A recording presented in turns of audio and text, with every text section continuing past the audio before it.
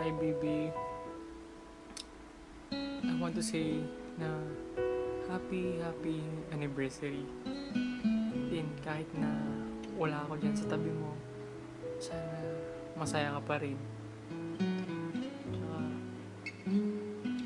sana masaya. Alam ko darating dyan sila Glenn, but I'm not sure, pero sana kung dyan sila mapasaya ka nila. Then ayoko nang malungkot ka ngayong araw ng arawan natin. Then, gusto ko lang sabihin sa'yo na mahal kita. Tsaka kahit na anong problema dumating sa buhay natin, hindi kita iwanan. Kakayanin natin to, but just pray for God na lang palagi na kung wala man ako sa tabi mo, pray mo lang sa Kanya mga gusto mong sabihin. At pag nalulungkot ka, pray ka lang. Then, huwag kang mag-alala. Lapit na ako umuwi, makikita mo na rin ako ulit. Then, mag-ingat ka palagi dyan, ha? Gusto ko maging good girl ka at maging masaya ka ngayon. Arawan natin, mahal na mahal kita. Ikaw lang pinakamagandang babae sa lahat para sa akin. Then, ikaw lang basta ikaw lang ang babae ng buhay ko.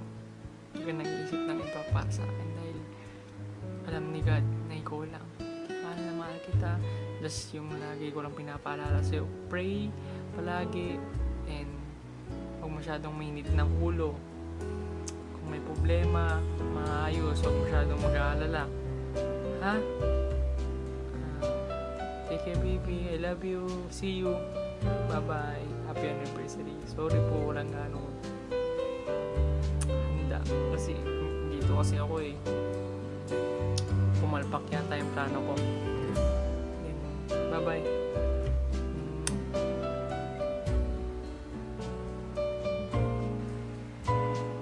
Then baby, hahabol ko pala ako ulit yung sinasabi ko sa'yo palagi na huwag kang mag-alala.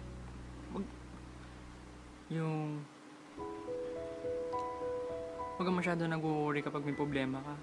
Dahil ako, nung simulang nating ako rito, medyo naging straight yung paniniwala ko sa'yo. Medyo naging peaceful yung pag-iisip ko. Dahil alam mo naman, marami tayong problema ngayon. Kaya yun yung gusto kong sabihin sa'yo na kahit na marami tayong problema, seek first is God. Seek Lord first. So, para makahanap ka ng peaceful, tsaka, di ba pag peaceful ka, mas mabilis kang nakakaintindi ng mga bagay-bagay. Kaya yun yung sinasabi ko sa'yo. Kaya dito sinabi dito sa Bible, sa Isaiah chapter 41, verse 10, Lord said that, so do not fear, for I am with you. Do not be dismayed, for I am your God. I will strengthen you and help you. I will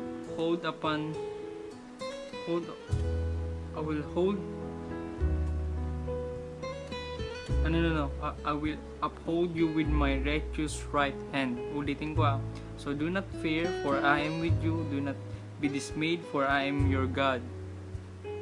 I will strengthen you and help you. I will uphold you with my righteous right hand. And so, huwag kang mag-alala. Palagi mag-trust ka sa akin. Kung sino nakapagbago sa akin, doon ka magtiwala. Okay? Ha? So, hanggang dito na lang. Pinapaalala ko lang sa'yo. And pagbalik ko, magiging masaya tayo kahit na namumblema tayo. Bye-bye. Love you. And happy anniversary. Second anniversary, baby. Bye-bye, sweetheart.